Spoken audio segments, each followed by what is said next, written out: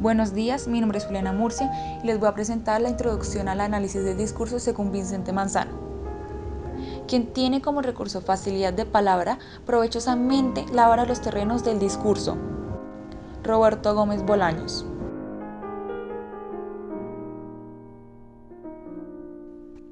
El discurso, más allá de ser un recurso literario, lo podemos considerar como la confección del mundo de las ideas, un ampliador de mundos de ideales pequeños a los exteriores, una colección de acciones significantes y una herramienta persuasiva de pensamiento, sentimiento y acción.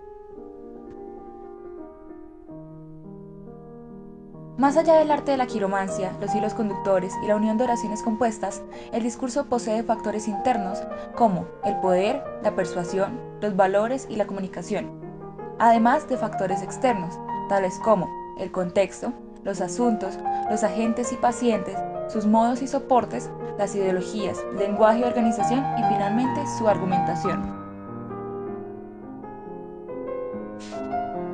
Factores internos tales como el poder y la persuasión son mecanismos de modificación de pensamiento, acciones y conducta de los seres humanos.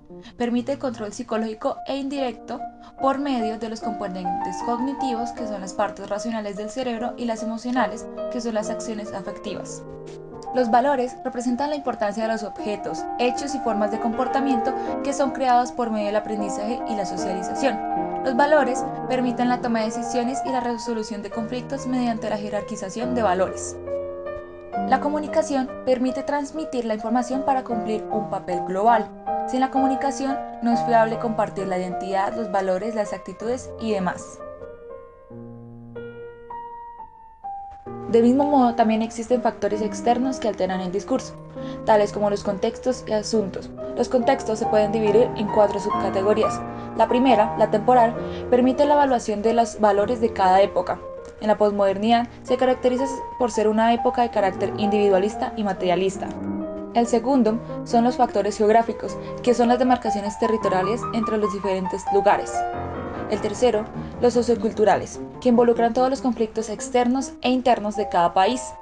Finalmente, el psicológico, que permite entender el comportamiento individual mediante los mecanismos de persuasión. En asuntos, permite el análisis del discurso mediante los anteriores contextos, que se centra en buscar las críticas de 2 puntos, lo positivo y lo negativo. Además de depender de los contextos y los asuntos, también depende de sus agentes y pacientes.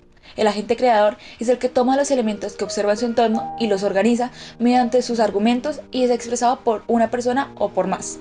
El agente transmisor no tiene un perfil concreto, solo debe tener en cuenta el contexto en que se dará el discurso y el tipo de audiencia a quien se lo dirigirá. Siguiendo así, el paciente directo son los grupos sociales que tienen ciertas características sobre su discurso.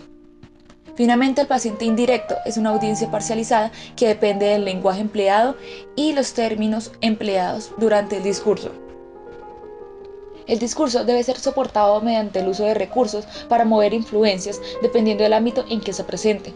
Si es físico, se presenta mediante panfletos o discursos gritados. Además, también se puede utilizar la demagogia, que es llegar al espectador a través de las emociones y los pensamientos. El despliegue de los medios de comunicación son parte de este tipo de acciones. A partir de esto, el discurso es basado en diferentes ideologías que permiten apoyar sus argumentos. Algunas de estas ideologías son el machismo, el feminismo o el neoliberalismo. El discurso pretende tener una visión mundial mediante la forma de pensar del entorno y las relaciones humanas específicas y locales. Esto se reproduce mediante los actores y los actantes, que son unidades de acción de las ideologías que permiten mecanizar los procedimientos a seguir.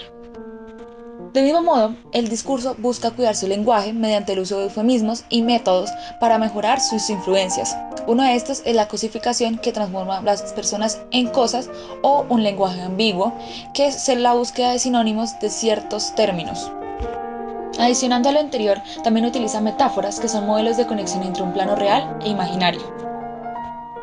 Se debe tener en cuenta el tipo de organización que tiene el discurso, ya que este puede atraer la atención del receptor o lo puede desviar del tema.